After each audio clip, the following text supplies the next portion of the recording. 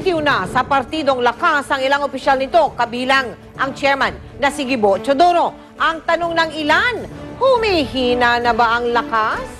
Nakatutok si Chino Gaston. Ginulat ni Gilbert Teodoro ang mga kapartido nang magbitiw siya kagabi bilang chairman ng Lakas Kampi CMD. Gusto raw ni Teodoro na mag-focus ng gusto sa kampanya bilang pambato ng partido. At hindi niya ito magagawa kung aasikasunin din ang mga lokal na kandidato ng Lakas. Pero git ni Teodoro, hindi siya kumakala sa Lakas. Distansya lang ako, di umalis na ako sa Lakas Kampi. Pero membro pa rin ako at ako kandidato. Bukod kay Teodoro, nag-resign na rin si Miguel Dominguez bilang Lakas President at si Francis Manglapus bilang Secretary General para rin umano tulungan sa kampanya si Teodoro at para na rin daw malayang makapamili ang partido ng mga bagong opisyal. Pero ang mismong Vice Chairman ng Lakas na si House Speaker Prospero Nograles nabigla sa mga pagbibitiw ni hindi man lang daw nagkaroon ng konsultasyon. Ano na raw ang nangyayari sa partido? Nagkakanya-kanya na raw ba? Ayon kay Lakas Secretary General Roy Roquero, mag-emergency meeting sila para pumili ng bagong chairman. Some of them have been calling us kanina since this morning. No? Nagulat na sila because this is not the normal turn of events. No?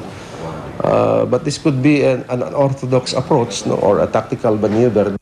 Inamin ni Lakas Deputy Secretary General Reginald Velasco may problema ang ilang local candidates ng Lakas. Sa ilang lugar daw kasi, pareho nilang kandidato ang magkalaban sa iisang posisyon.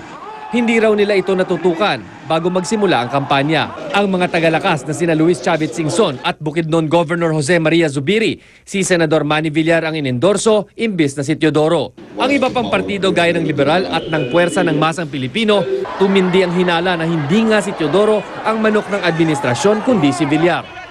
Makailang ulit na itong itinanggi ni Villar. Itinanggi rin ito ng palasyo. Wala rin daw koneksyon ang pagre-resign bilang Lakas Chairman ni Teodoro at ang mga intrigang may ibang kandidato si Pangulong Arroyo. The administration party and coalition remains formidable and changes at the top will not, should not lead to a wholesale degrading of the strengths of Lakas. Chino Gaston, Nakatutok, 24 oras. Pahirapan na ngayon ang pagkuha ng matutulayan sa Boracay dahil sa dami ng mga bakasyonista. Magkano na nga ba ang magagastos sa mga hotel doon? Nakatutok si Lars Santiago live mula sa Boracay. Lars?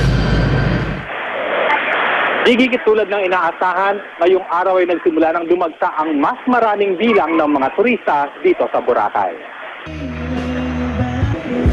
Puno na naman ng tao ang beachfront.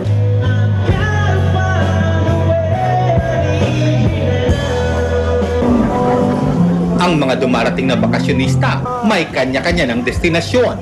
Ang mga may kaya, sa mga hotel na tulad ng Boracay Shangri-La tumitira. Sa mga kwartong tulad nito, tumuloy ang ilang artistang tulad ni Dingdong Dantes at Marian Rivera. Meron ding kwartong may sariling infinity pool. 120,000 pesos ang bayad kada araw. Kwento ng mga taga-hotel, minsan, isang mayamang Russian ang umukupa sa kwartong ito. They would like to have the fireworks po habang nagdi-dinner sila doon. Magkano pinayad naman? Almost 120,000 po sila sa fireworks. Magandang lokasyon naman ang ipinagmamalaki ng Discovery Shore. Pagpasok pa lang, tatambad na ang napakagandang tanawin. Well, may promo rin kami. It's 15,000 plus. May kasama na po yan na breakfast and we have fantastic rooms as well. And marami kaming mga complimentary like drop-off and pick-up services are complimentary. Our Wi-Fi system is complimentary as well. So Discovery Shores has a lot to offer this summer season. Sa mga maliitang budget pero gusto pa rin mag-enjoy, may mga lugar na tulad ng B&B. 3 minutong lakad ito mula sa beachfront. Pero ang maganda ay ang katahimikan ng lugar na binubuo ng native cottages. We only have 2,000 for 2 persons. For the tourists na gustong pumunta dito, we have budget rates. And pwede siya talaga for backpackers, yung mga students. Para naman sa mga gusto ng mura pero komportableng tirahan at nasa mismong beachfront pa, may hotel na tulad ng La Carmela. May summer barkada budget sila para sa 4 na tao sa isang room. Na ang pinakamahal ay 1,440 pesos at ang pinakamura ay 640 pesos. Air-conditioned ang mga room, may hot and cold shower, may TV, may refrigerator, at iba pang amenities. Libre rin ang almusal at may libreng sundo at hatid sa pier para sa mga guests. Punuan na ang mga hotel. May ilang humahabol pa ng reservation pero pahirapan ang makakuha ng lugar na matutuluyan. Sa tunay lang na ang Boracay ay isa sa premier vacation place sa Pilipinas. Gigi? Maraming salamat, Lars Santiago. Magkasama raw ngayon magbabakasyon sina Mark Heras at Ina Asistio ngayong Holy Week. Aamin na kaya sila sa tunay nilang relasyon? Alamin sa chika ni Aubrey Carampel. Nitong mga nakaraang araw naging usap-usapan na nagkaroon umano ng tampuhan ang magka-love team na sina Mark Heras at Ina Asistio. Nang ma-corner ng GMA News ang dalawa, agad naming tinanong kung totoo ang balitang ito. Di kami nag-aaway Pangit ng balita na tanggap. Oo, di kami nag-aaway. Hindi, Away po siya. pero hindi. Away kuting lang yun.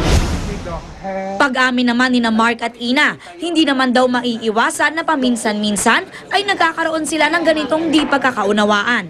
Usually mga lalaki hindi naman, di ba, hindi naman umaamin na pagkasalanan nila. Pero si Mark, natutuwa ako kasi pagkasalanan niya, marunong siyang na tinatanggap niya na kasalanan niya.